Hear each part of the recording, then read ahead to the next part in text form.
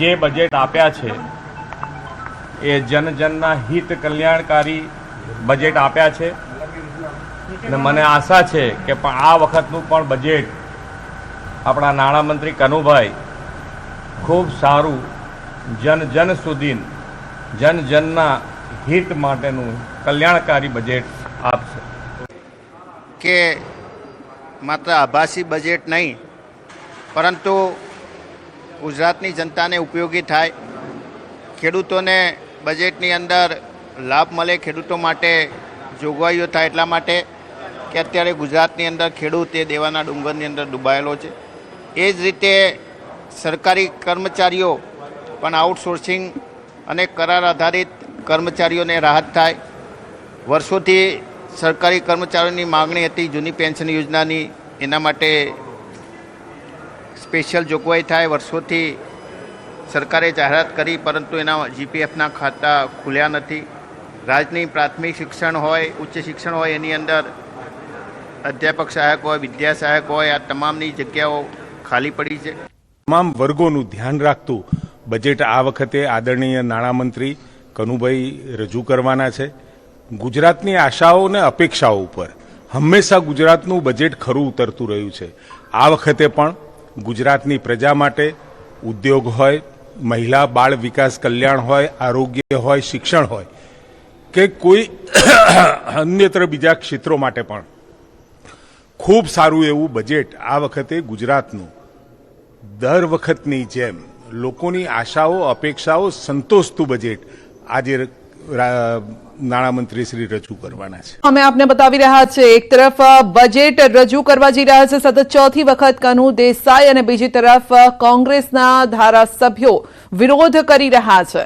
તો આપ જોઈ શકો છો આ બંને દ્રશ્યો ગાંધીનગરથી સામે આવી રહ્યા છે. તો ગુજરાતનું આજે બજેટ રજૂ થવાનું છે અને બજેટ રજૂ થાય તે પહેલા જ વિરોધ પ્રદર્શન ખેડૂતો મામલે, આ સાથે દિવ્યાંગો મામલે, મહિલાઓને આર્થિક સહાય આપવા મુદ્દે પણ વિરોધ થઈ રહ્યો છે કે જે નથી મળી રહી. તો એક તરફ વિધાનસભા સત્ર અને બીજી તરફ વિરોધ પ્રદર્શન પણ અહીં ચાલુ છે. આજે બજેટ પણ રજૂ થવાનું છે ત્યારે વધુ અપડેટ મેળવીશું સંવાદદાતા ગૌતમ પાસેથી. જી ગૌતમ, શું અપડેટ ત્યાંથી આવી રહ્યું છે ગાંધીનગરથી?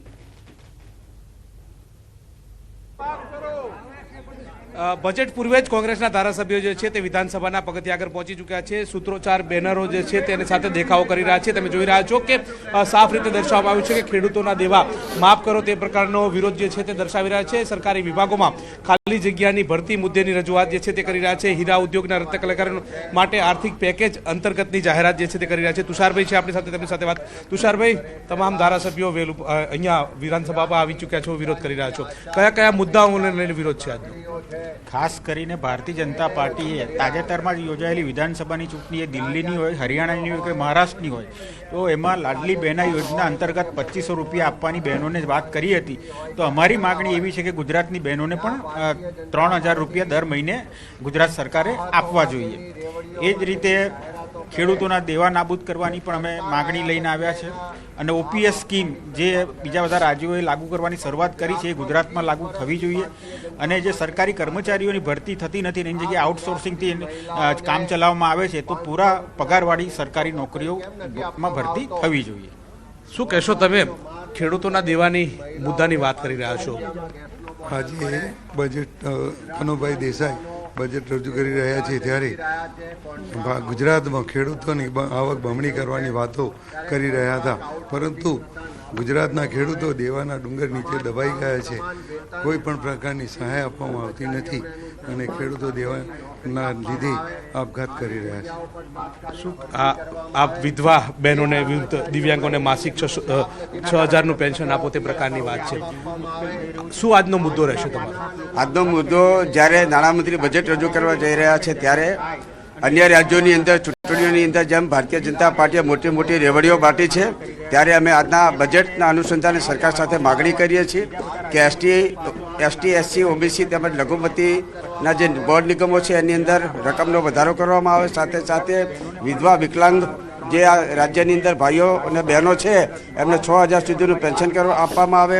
ખેડૂતોના દેવા માફ કરવામાં આવે, શિક્ષિત બેરોજગારોને મહિને ભથ્થું આપવામાં આવે, આવા વિવિધ મુદ્દાઓ સાથે આજે અમે નાણામંત્રી સમક્ષ આ બાબતનો વિરોધ વ્યક્ત કરી રહ્યા છીએ. રજૂઆત કરી હતી તમે અગાઉ બજેટ પૂર્વે, તો ત્યારે શું કીધું હતું અને આજે હવે વિરોધ કરી રહ્યા છો ત્યારે શું કહી રહ્યા છો? એ સમગ્ર ચર્ચા અમારા નેતાશ્રીએ એ વખતે કરી છે અને આજે અમે બજેટ પૂરેપૂરું સાંભળીને આગળની રણનીતિ અમારા વિરોધ પક્ષના નેતા અમિતભાઈ ચાવડા કહેશે એ પ્રમાણે આગળ વધીશું. ચોક્કસથી તો આજે તમામ બાબતો જે સાંભળી અને વિપક્ષના નેતા કહેશે તે પ્રકારની વાત તેઓ રજૂઆત કરશે.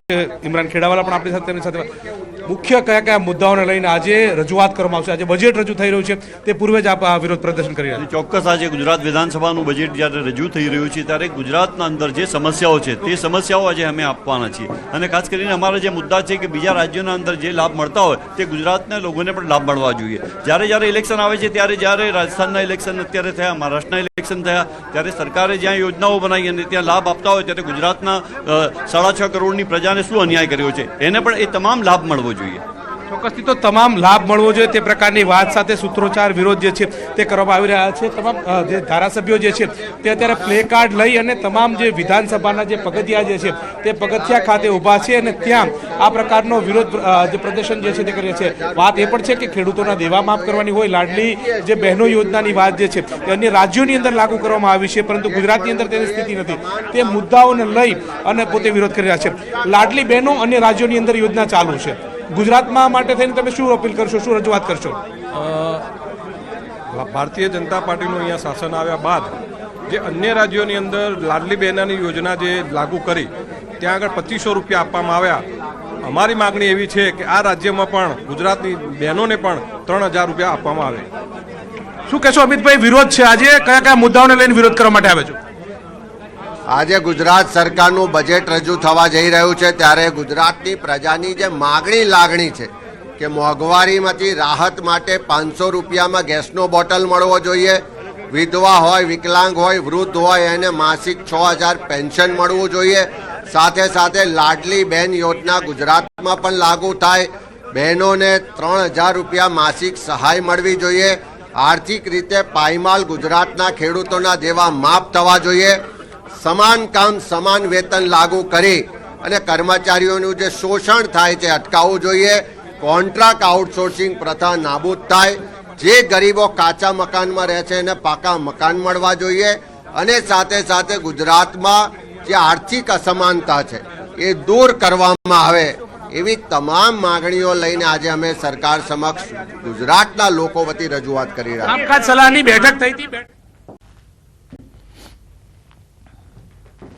તો આજે બજેટ રજૂ કરવામાં આવશે. કનુભાઈ દેસાઈ બજેટ રજૂ કરશે તો થોડા સમય બાદ આપને બજેટની તમામ બાબતો પણ જોવા મળશે. ગુજરાત વિધાનસભામાં રજૂ થશે બજેટ. નાણામંત્રી કનુ દેસાઈ બજેટ રજૂ કરશે તો કદ પણ મોટું છે. કનુ દેસાઈ સતત 4થી વખત બજેટ રજૂ કરશે.